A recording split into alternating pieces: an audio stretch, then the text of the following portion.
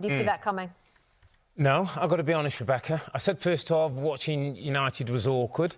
Second half was awesome. I've not really seen that kind of turnaround with this team. Never was as convinced that Ten Hag could get that reaction. He deserves a lot of credit. He's had his criticism. He deserves credit, Rebecca, because that 15 minutes in the half-time is the most important part of a manager's job. And he got a reaction. He changed something. He got his team to believe they can get 3 goals in the second half. And I thought the United players looked like they were angry about the first half and they wanted to do something about it. And that's not always been the case for Manchester United. At 2-0 up, should Unai Emery have not played such a high-line second half? I don't think it was so high, second half. It wasn't quite so high. That being said, Man United did a better job. They got in behind a couple of times. There were some mistakes when they tried to play out. I remember for one of the goals where all of a sudden there's a turnover and they were kind of reeling a little bit defensively.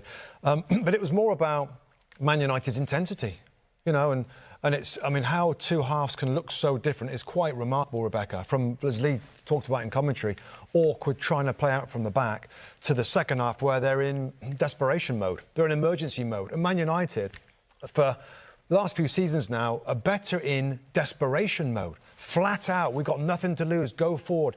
Those great fans at Old Trafford get behind them, they drive forward, and Aston Villa were not able to slow the game down, have any kind of control in the game because United were all over them.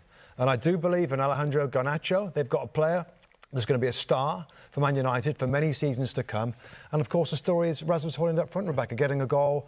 Nice finish from that set piece. And they are back, are they? You know, that's the thing now for Manchester United. Can they be consistent with that? Well, that was my next question, because without pouring cold water over it, we were all excited about the way they performed against Liverpool, and then they went and lost at West Ham. We're all excited about the way they performed second half today. That consistency that Robbie Mustoe is talking about there has been their problem. How do they build on this? Well, that's what he's got to demand. He got a reaction in the first 50 at half-time, and what we saw second half. They've got to start games like that, Becca. They've got to dominate games. But we sat here, didn't we, at 2-2, and we said, you know what's going to happen? Højlund's going to score. And he does. And what a big moment that is for the football club, for the manager and the player.